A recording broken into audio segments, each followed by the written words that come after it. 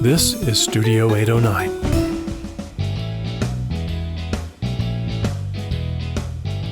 Hi, everybody. Welcome to the Outdoors Hiking Bob podcast. I am your host, Hiking Bob Falcone, and you can find me on my website at hikingbob.com, which has links to my social media, my columns at the Colorado Springs Independent, actually now known as 6035media.org.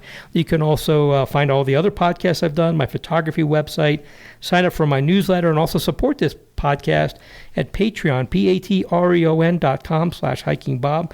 And always, we appreciate your support. This is the election season in Colorado Springs, so just want a quick word out there that I've been contacted from people who want to know if I'll be featuring candidates for mayor and city council. And the answer to your question is no. I do not do candidate interviews, nor do I do any endorsements. I have a podcast that will be coming up about a specific ballot issue, and I will do issues, but will not do candidates. So if you're waiting for an endorsement or interview with a candidate for city council, not going to happen. Sorry, just don't do it. In any case, moving on. Speaking of officials, today my guest is Todd Marts, who is the executive director of the El Paso County, make sure I get this right, Parks Department. There used to be a bigger title for this job, but I know it's kind of changed a little bit. Right. So we're currently calling it the Parks and Community Services. Perfect. Well, Todd, thanks for being here. Thank you. I appreciate it. I'm looking forward to talking and kind of talking through what some of the neat things that we did in 22 and what we have planned for 23. Okay, well, let's start with that. 2022, kind of a different year, kind of coming out of COVID, things changing a little bit. What were some of the bigger things that the Parks Department did in El Paso County? So we started our year with officially opening the Santa Fe Open Space and Cane Ranch, which was significant. We've been working on that for years and took a little while, a little delays during COVID, but very proud to open those up to the public. And now they're being used and was out at Cane Ranch and saw some hikers not too long ago. So it's nice to have those open. Great. Yeah. Was there any other, let me take a step back. We talked a little bit about coming out of COVID. We're still kind of working our way out of that. Do you have a beat on what attendance was like as we started coming out of it? You and I talked the year before about, there was this big spike in visitorship, not only county parks, city parks, national parks, you name it, more people out there. And the question that was always in the back of my mind was how much of that was permanent, right, or how much of that spike was, I've gotten outside, but now that we're done with this stuff and I go back inside, maybe I don't want to do that. Have you got a beat on where use of the parks went? We do, and some of it is trail counters, but a lot of it's just observation. And I think it's safe to say a plateau, okay, maybe with a slight dip, okay, but not much. It's nowhere near what it was before COVID. Right. It's definitely stayed up, and we've seen our trail users, our park users, our pavilion, our nature centers, all are staying pretty active. Okay. So you opened up Cane Ranch. Great thought. I remember when I was on the county parks board, we were working on getting that open, and I did a piece with Ross. We went out there and looked at it and everything before it opened up, and a beautiful piece of land. You kind of go out there at first, and you kind of like, this looks like a big piece of prairie, but it was, it's working its way back into life. It's like any other piece of prairie out here, right, probably overfarmed and overgrazed and things like that, but coming back up, the vistas, right, that you get from there are pretty nice. It really is. It's a great resource, and I think the vision of the Parks Department back in the day when they acquired this, in 20 years, maybe 10, it's going to be a significant property and a great open space for the people that are living down southeast. Cool. Very cool. Santa Fe Open Space, tell us a little bit about that. How did that go? I was just talking to Ross before I came in here and talked to you, and you're one of your planners, and I finally got a chance to go out and hike there. Pretty nice looking place, but tell us a little bit about the Santa Fe Open Space. It's not huge. It's 60 acres, but it's and you can't park there, and so really people need to invest and go in to see it. You can park at the trailhead in Palmer Lake and hike through, and it's got a couple miles of trails, great vistas again, and just a place to get away. And a lot of our trails are high use, and I think this is one area that they can kind of spread out a little bit, get a little more mileage out of Santa Fe Trail, which it's a long trail already, but it's kind of nice for the northern residents and northern visitors to get into that. I kind of liked it because I came in from the Highway 105 part because I wanted a little longer of a hike. So I hiked into it, and it's kind of like you can just divert off of the Santa Fe Trail, kind of do a couple of these little loops, come right back on the trail near where you started off, and then just keep going on your way. So it's a nice little diversion for people on the northern end of the Santa Fe Trail. Absolutely, especially for repeat hikers, but it's nice. I always like to do a loop. Down and back is okay, but I like having a loop, and this gives a little more variety. Cool. Very cool. Yeah. What other big stuff did you guys have happen last year? So a significant part of our years, the last year and even before, was our County Parks Master Plan update. We really put a lot of effort into that. And, we had a master plan in 2013, but it was time to do an update. And so this really focused in on some of the emerging needs that we have. And really, in addition to that, we also did an asset management plan, which is going to be a great tool for us moving forward to see what are the needs in the county and what are the park needs. We've got significant needs, that have backlogged, and we need to make up for those. And so this asset management plan did that. And the county master plan update gives us some perspective on making sure that we're preserving the trails, the areas that we want to have trails or parks in the future. We've got those set up and as designated or potential open spaces down the road.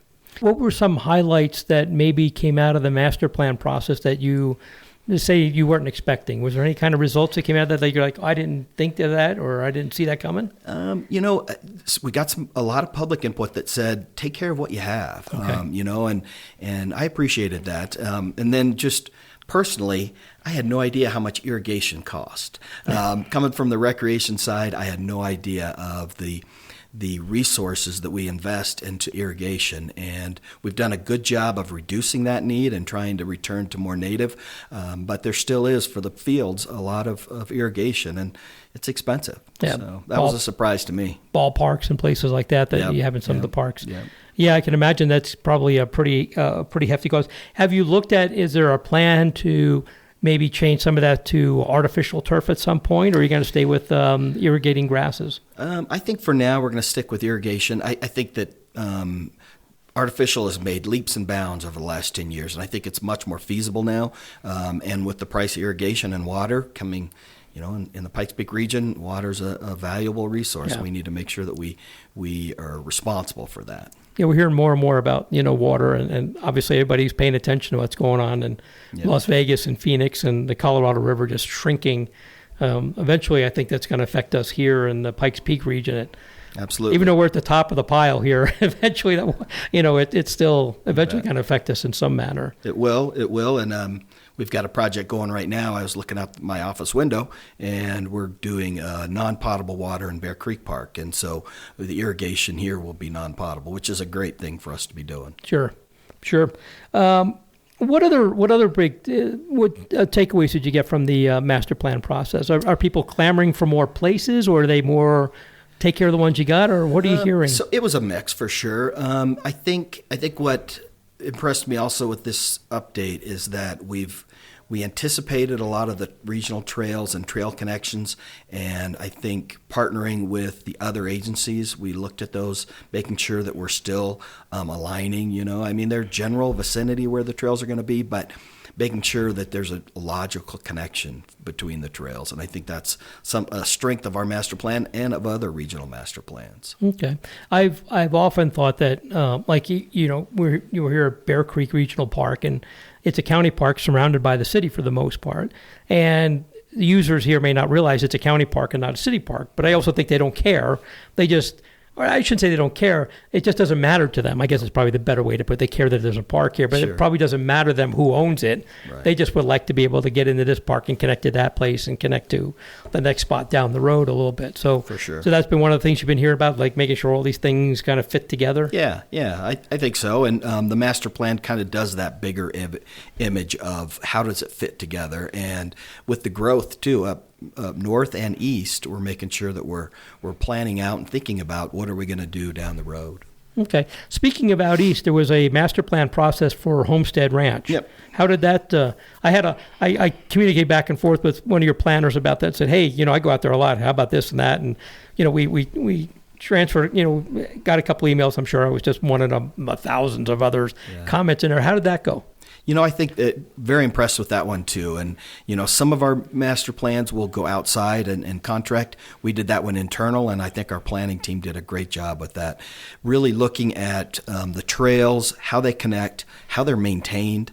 We've got some erosion problems there that aren't going to be extremely difficult to fix, but worth fixing now and trying to get that done.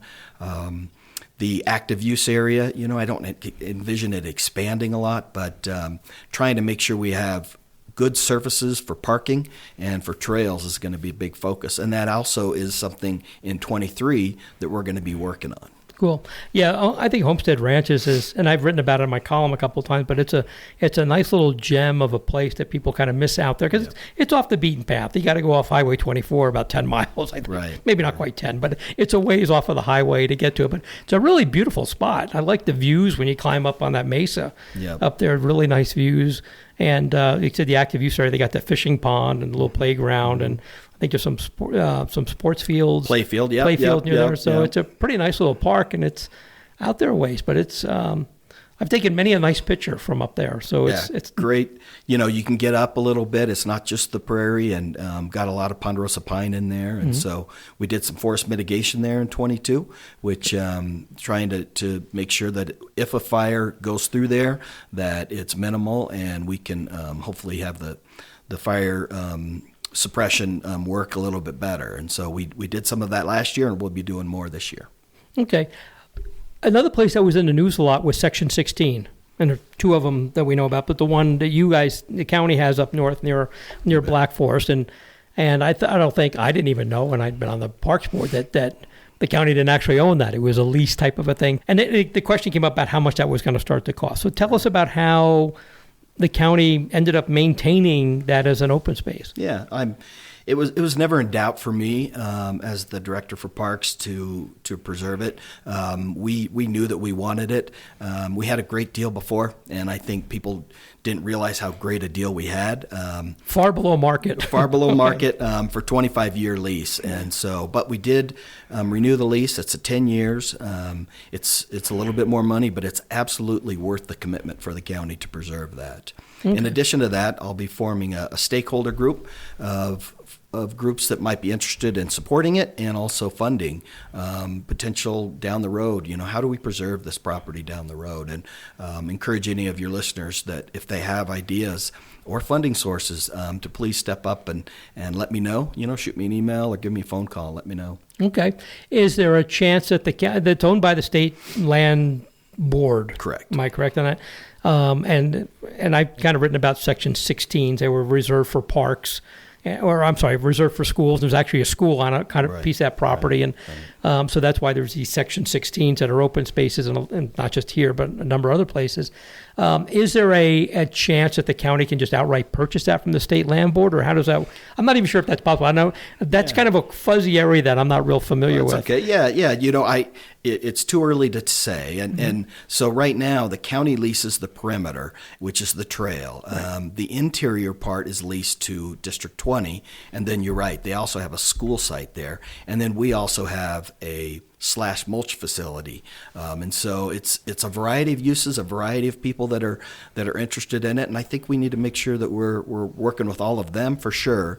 But then the other users, all the equestrians and all the hikers that love that trail. Right. The feedback I got from the public, they're worried that we weren't going to renew the lease.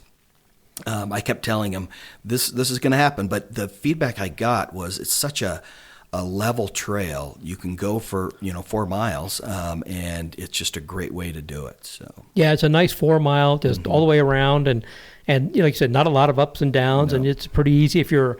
I imagine and I didn't even think about this, and I'm not an equestrian, but I imagine for equestrians getting used to being out with a horse, that's probably a pretty easy place to go because it's so easy and not a lot of traffic and stuff up there. For sure. That connects to kind of a catty corner. One of my favorite new places is the Pineries open space. You bet. There's that little connect, almost connecting there. Yeah. How is things going up there? It's more and more popular. I go up there and I see, especially cyclists, because it's a long way around. It's 9 miles around that thing. So it's a long hike.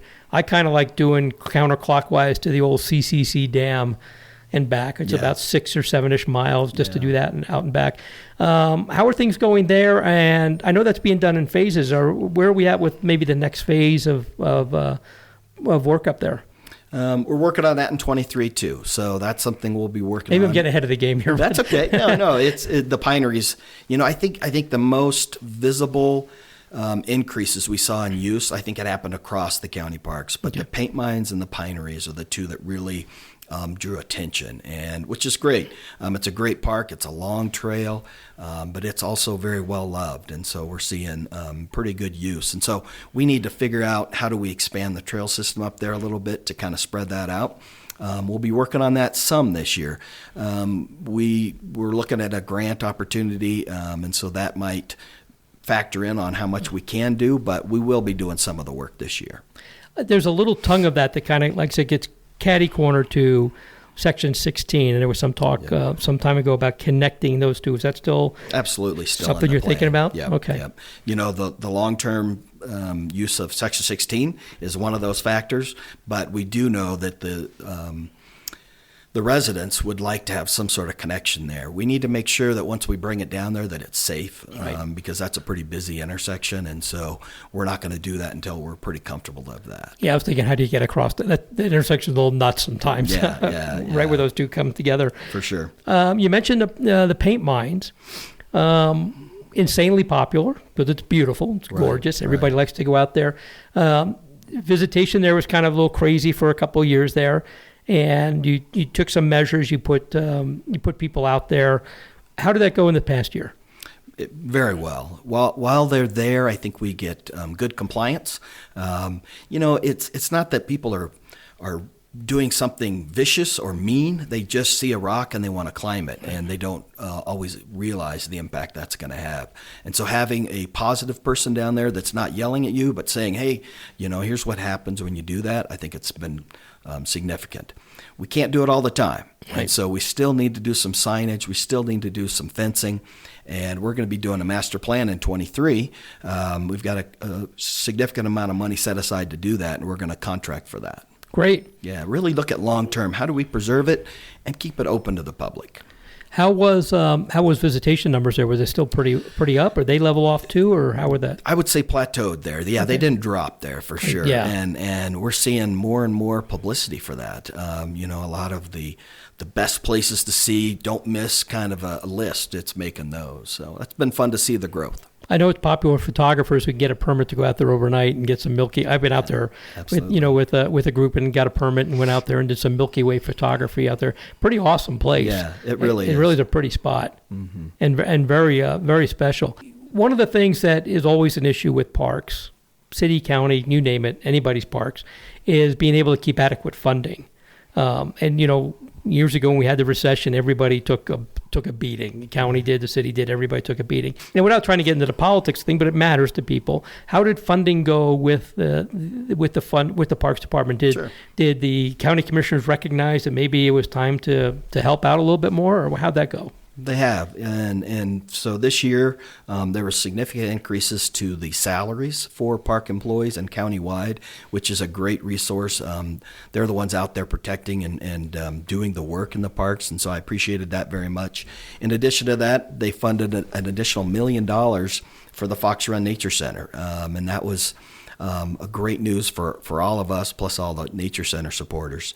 In addition to that, we still get the $750,000 for capital improvements, and then we got some additional money for forestry projects this year. So all of it positive ways, and I think the most exciting next step for us is the county just redid their strategic plan, and what they did in that is they're looking at approaching things from an asset management perspective. And now that the Parks has done that, we're going to start looking at how are the priorities measured and what are the needs in the future. And so the parks are going to be looked at in the next 5 years, I think in a way that we can measure, if there's a real need somewhere in a park, that will climb to the top.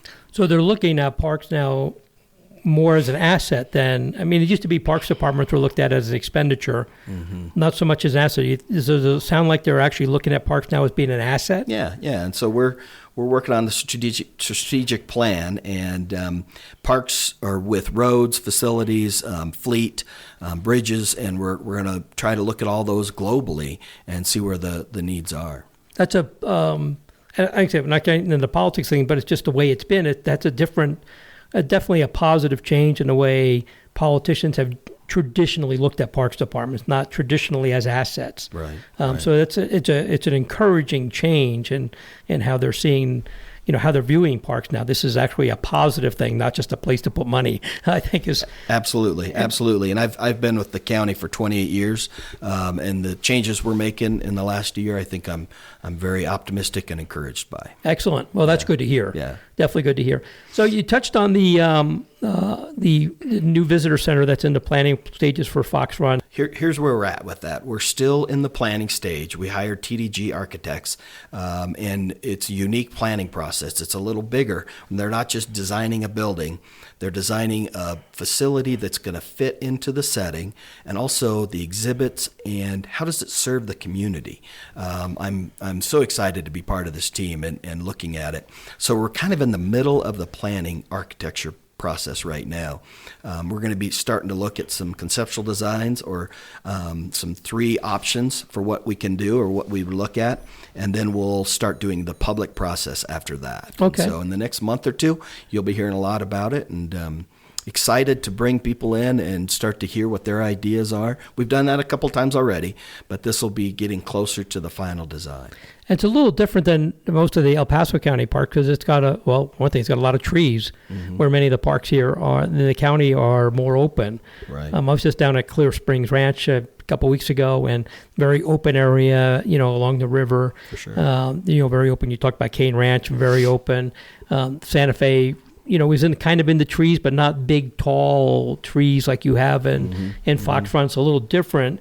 Homestead Ranch is kind of a mix of things, open area and some trees. So it's kind of a different area. And I'm envisioning in my mind, how do you fit a visitor center in amongst all those tall ponderosa pines that are up there? I'm pretty excited to see what they come up with. Me too. And it's exciting to see how it's going to fit in, but we're also looking, how do we restore some of the places that might be disturbed in Fox Run? And so that's going to be a big focus of ours is if we take this area for the facility, what can we restore in other parts of the park? And so, look forward to the process and look forward to meeting with you in 24, and we can kind of go over what's happened. I can't wait to see how that goes. Yeah.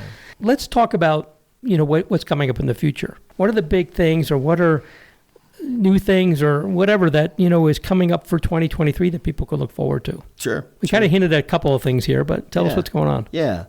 So some more of the concrete things that are happening. The Homestead Ranch improvements, we're going to work on that. Black Forest Regional Park, we're putting in new courts there. So it's going to be a tennis pickleball court, which there's not a lot of pickleball courts up there. So we're excited about that. Out east, we're finishing a fairgrounds barn, which is 7,500 square feet. We're tearing down 5 barns and putting up a real nice new one, and so that should be completed in 23. At Bear Creek Nature Center, we're doing a visually impaired trail along one of our trails, which we've been working with local groups on that. And so that'll be something unique. You don't see a lot of that in the area, so I'm excited about that. The trailability is a huge resource. The terrain hopper vehicles that we have at Bear Creek and Fountain Creek has been a huge hit, and we're excited to have those, but providing ways to get people out on the trails that don't normally get to. And I heard a story the other day of a couple that husband and wife, and the wife couldn't get out on the trails anymore, so he would go out with his phone and videotape, and they would FaceTime actually, his walk on the trail, and so they'd see birds and things. And with this new vehicle, she had an opportunity to get in it and do the trail with them, which was pretty powerful. And he talked about it, being able to share that with her was pretty neat. So we're doing that, and we'll expand that more this year. Then we're doing some fire and forestry projects at Homestead, Pineries, and then we're going to do some forestry work down south, which a lot of people don't think about, but in the Stratmore Valley area along the cottonwood groves, we have some issues, and so we're going to do some forestry work down there. And then you and I talked earlier about the art show that's going on at Fountain Creek Nature Center. Great opportunity for local artists to show their work and for visitors at the Nature Center to enjoy some local art. So we're doing that. Some friends of mine already have their dates planned for when they're going to have the art. I need to get off my butt and start and submit some stuff and hopefully get some time down there to do that. You talked about the terrain hopper, the trail hoppers. Yeah.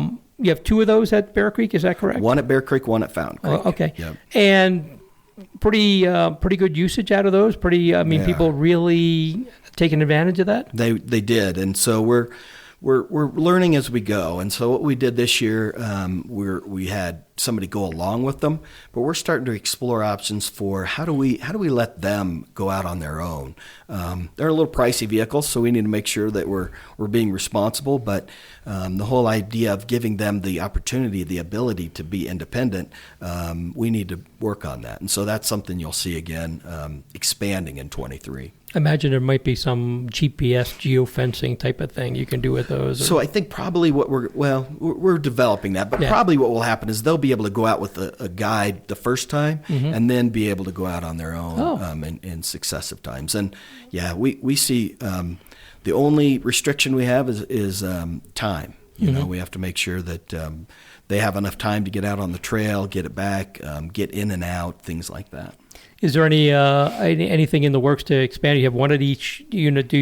Let me ask, do you see a possibility that you may have to expand it because of demand? Or is that something that's you see coming up? We do, and I think we would start, instead of adding one or more at the nature centers, we need to add them in other parks. Okay. But we need a place to keep them, and right. So that's the thing. And so, but we have interest, we have a little bit of funding for that, but we need to find a good location.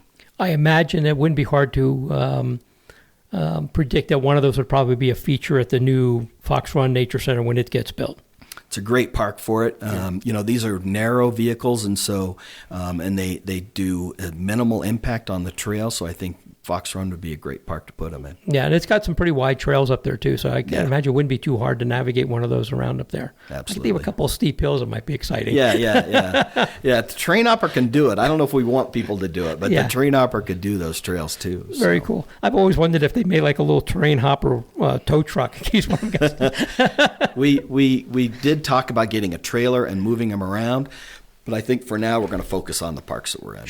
Sure, it makes sense. And like you said, you have a lot of parks that don't have buildings or anything. So how do you store those, secure them, make sure they don't disappear overnight or something like that?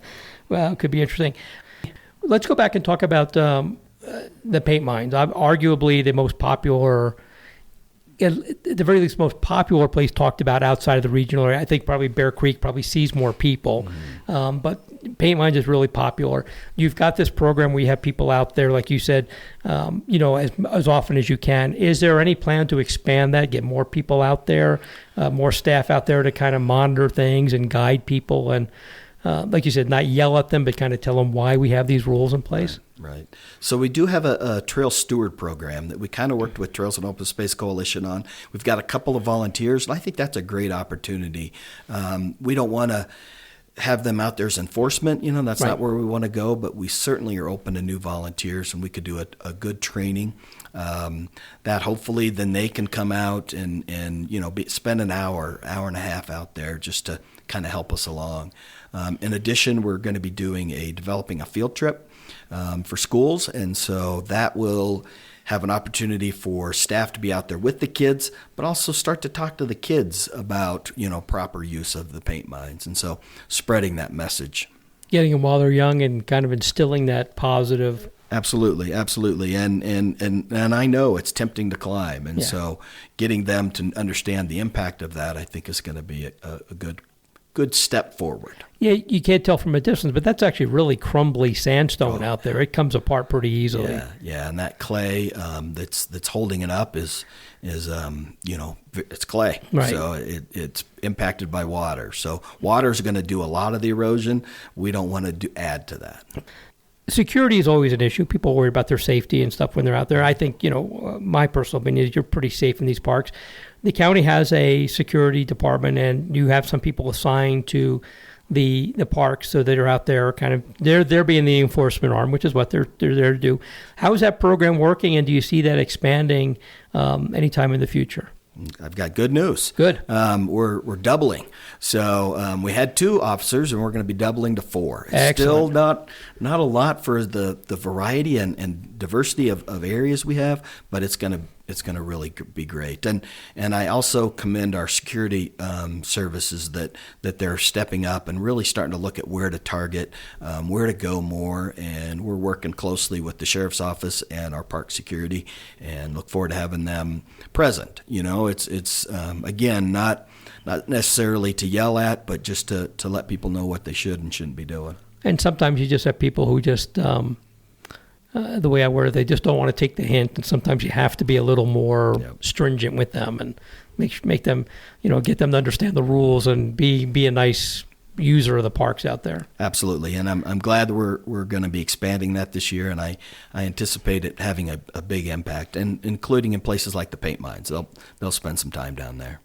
When I've been out in the county parks, and I'll go out and start hiking on a trail and come back, and very often I'll pop up, in the parking lot, and there's a county security vehicle out there, and one of the security guys, I'm going, you never know when these guys are going to pop up, where they're going to be here, where they're going to show up at. So it's good to see them out there, and I'm really glad that you're getting more people assigned out there and to dedicated to the parks, which I think is a big step in the right direction. And absolutely, make these parks a nice place. Most people get it.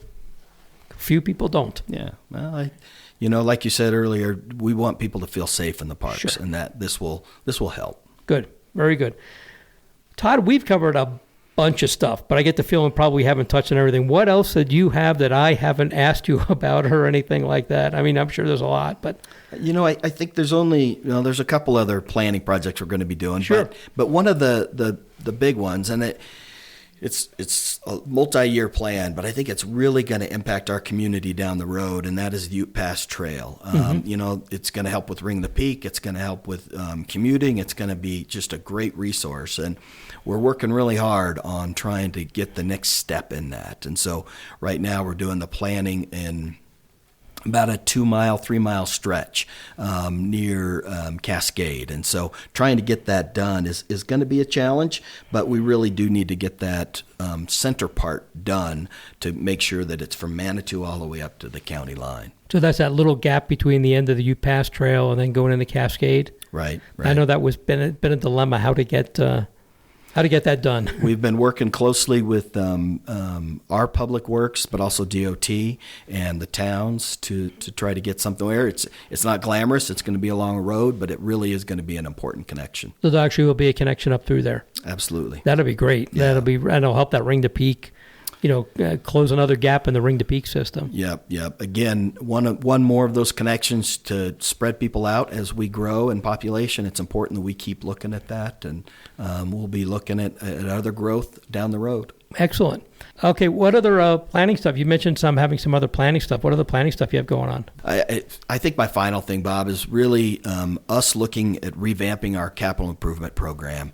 It's been in place for years. It's done a great job. But what we've realized is that we're setting up expectations from the community of what we are planning on doing, but we don't necessarily have the funding to do. And so we're going to tie our capital improvement program a little bit more towards shorter term and looking at the next 2, maybe 3 years and focusing on where the funding is going to come from on those projects. So it's going to be not a glamorous thing again, but it's going to be an important step for the Parks Department to move forward in the next 5 years. It's the boring, but the devil's in the detail stuff, it is. Isn't it? It is. You can't do any of the stuff if funding's not there, and how you plan around that, and divvying up all the bucks, whatever bucks you have. Is the county still doing a pretty good job with getting, GOCO funds and conservation trust funds and things like that to move things along? Absolutely. We just got a CDBG grant for working down south, and so we're going to be working on some trails down south with that, and we're looking at more CDBG grants for Fountain Creek. Great. Well, Todd, anything else that you want to tell us? It's been a lot of information we've got here for people. How can they contact you, or how can they look up what the Parks Department is doing, like on the web or something. Absolutely, yeah. You're always welcome to email me or call me. I'm very accessible, and so encourage you to do that. You can do that at my email address, toddmarts@elpasoco.com, and you can find out about a lot of these projects and more that are going on at elpasocountyparks.com. Well, Todd, thank you so much for taking the time. I know you're super busy, but I always appreciate you sitting down with me, and at least once a year, we should probably do this more often. I really appreciate you taking the time to talk with me today. You bet. It's good to talk. And everybody, thanks for listening to the Outdoors Hiking Bob podcast. Before you go, did you know you can rate and review our Studio 809 podcasts? That will help us because our egos really need to have thousands and thousands of listeners. But that helps our wonderful sponsors reach more ears too. And we do love our sponsors. So just go to Studio 809 or any individual 809 podcast in your iTunes or podcast app and click on ratings and reviews. Thanks.